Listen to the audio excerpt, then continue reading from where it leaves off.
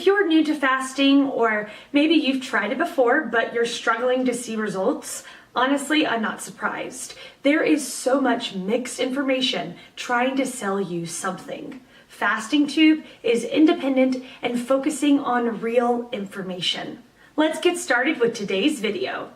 The question, what are the biggest mistakes while on intermittent fasting? Learn how to lose weight with a fasting diet and meal plan by avoiding these top 5 biggest intermittent fasting mistakes for weight loss. This answer is great for both men and women looking to avoid common intermittent fasting mistakes. For faster weight loss, avoiding these top 5 biggest intermittent fasting mistakes. Most of you have heard about intermittent fasting, and you've probably heard that fasting can help with weight loss, burn fat, and be more productive throughout the day while still enjoying bigger, more satisfying meals. However, most of you probably don't know that if you set up your intermittent fasting plan incorrectly, it can make you fatter rather than leaner. So today I want to go over 5 of the top intermittent fasting mistakes so you can avoid them and get the fastest results possible. The last mistake is one you've probably never even considered, so make sure you read the entire article. By Tim Ernst, founder of Turn Around Fitness. Original article can be found at the following link. Top 5 biggest intermittent fasting mistakes for weight loss. By Tim Ernst, founder of Turn Around Fitness. Original article can be found at the following link.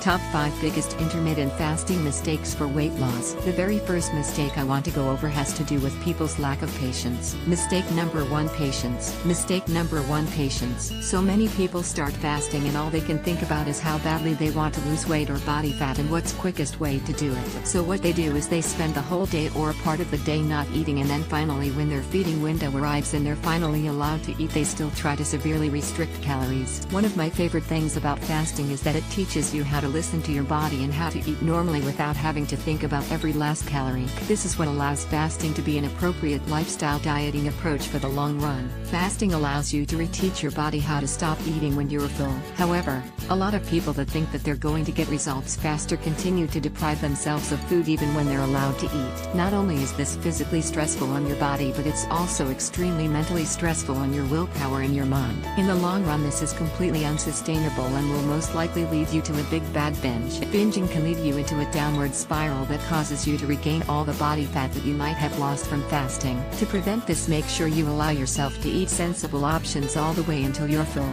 As long as you're having real natural single ingredient foods, you'll feel full long before you go over your total daily allotted calories. Of course, there is the issue of going too far in the opposite direction, and that's what leads us to mistake number 2, which is definitely one of the worst mistakes you can make, and that's binging as soon as your fasting window has ended. Mistake number 2: binging. Mistake number 2: binging. A lot of you, especially if you're new to fasting, might be sitting there every day just counting down the seconds until you're finally allowed to eat. During that wait, your mind is giving you all kinds of suggestions of what will help you feel full and satisfied as soon as you can eat again, and unfortunately most of those suggestions are going to be the junk food that you've been mentally obsessing over and craving. Even if you're eating fewer meals per day, if you binge and satisfy your unhealthy cravings every time that you eat, you won't get much results. However, don't worry, there are a few simple tips that can help you avoid binging every time you eat. First of all, when you're brand new to fasting and you're first starting off, make sure you're tracking your calories and macros to be sure you're not going way over your daily allotted calories. If you don't know what calories and macros you need for weight loss,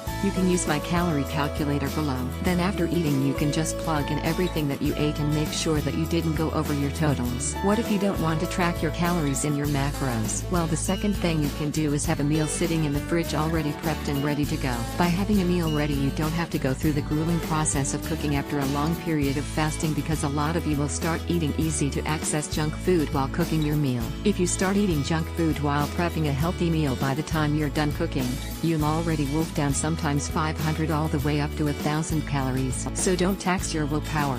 Have the healthy meal ready to go. My last tip to help you with this issue is to actually indulge in your cravings, but only after you've already filled up on a healthy meal. Eat your vegetables first, followed by your protein source, followed by fruit and your healthy carb source. Then you can finally make room for snacks and cravings. By satisfying your cravings after you're no longer extremely hungry, you typically will have much less chances of a full-out binge eating episode. Keep in mind, intermittent fasting works because ultimately you eat less, Fasting may give you more room for the foods you enjoy, but it's not an excuse to eat whatever you want. Let's move on to mistake number 3. Mistake number 3: eating or drinking that takes you out of your fast. Mistake number 3: eating or drinking that takes you out of your fast. Many of you may like having coffee every morning, and the good news is even while you're fasting you can, but I'm sure that most of you have heard that you want to stick with black coffee. The reason you're typically given is because even though creamer may not be very high in calories, it can take you out of your fasted state and prevent you from burning as much of your own fat. However, this is not entirely true.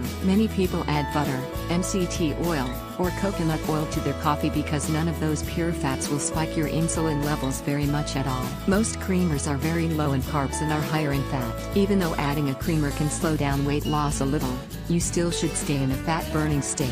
Remember, you want to stick to a creamer that is higher in fat and low in carbohydrates. Even half and half is almost better than all low-fat creamers. The fat in low-fat creamers and non-fat creamers are mainly replaces with simple carbs that you want to stay away from. If you can't have your coffee black, the key with coffee creamers is to go light on the cream. Put just enough in your coffee for you to be able to drink it. The only time that this could be a problem is if you are having 4 or 5 cups of coffee a day. If you are only having 1 cup of coffee, a tiny bit of cream will most likely not break you out of your fast. The bigger problem is sugar.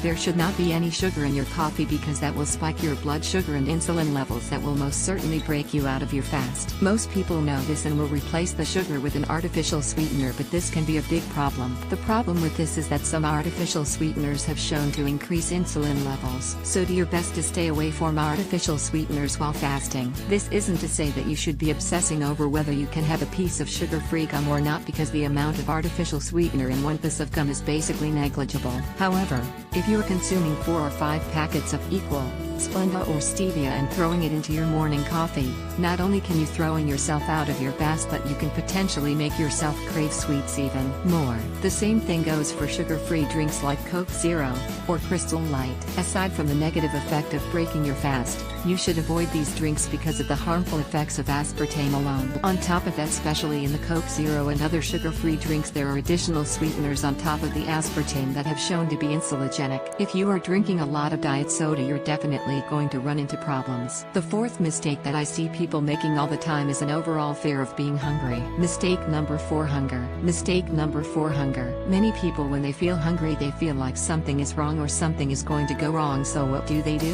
They eat right away. This can not only ruin your fast, but it can completely turn you off to fasting due to a fear that something is going to go wrong. You have to understand, when you first start fasting, your body is still in its regular eating pattern. A lot of people feel like their morning breakfast cravings will never go away. The truth is, your body will adjust over time and you'll feel less hungry at breakfast time as you get more used to not having your breakfast. Your hunger hormones are released during the same times of the day that you are used to eating. You can see this in your pets.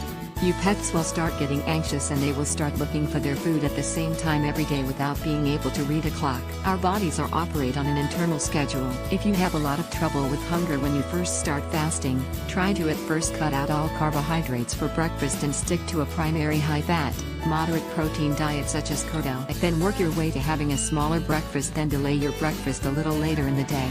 Finally, you'll work your way to skipping breakfast altogether. The last mistake you want to avoid is a mistake that most people that do early morning workouts make over and over again. Mistake number 5: protein shakes. Mistake number 5: protein shakes. People are still under the impression that directly after your workout you have to have a protein shake soon as possible, or else your muscles will not start repairing. So someone that wakes up at 6 a.m. to get an early morning workout will immediately have a protein shake even though they're supposed to be fasting until noon or 1 o'clock. The problem with this is that protein, especially whey protein, is extremely insulinogenic, meaning having a protein shake after your workout will throw you out of your fast. And no, it's not just because the protein shake has calories, it's because of insulin. In fact, there's a lot of debate about whether having even BCCAs or branched-chain amino acids can throw you out of your fast, because even they are considered insulinogenic by many experts. You don't have to worry about your muscles not repairing if you wait after your workout until your eating window. If your main goal is fat loss, I highly recommend that you wait. If your main goal is to bulk up and get as muscular as possible, then fasting may not even be the most appropriate diet plan for you at this current time, because fasting makes it hard to create enough of the calorie surplus to significantly bulk bulk up. However, for those of you that are primarily looking to lose some body fat with fasting, you'll be better off saving the protein shake till later or ditch altogether. Conclusion. Stars like Beyonce, Terry Crews and Hugh Jackman have spoken out about following an intermittent fasting plan to lose weight and get in shape.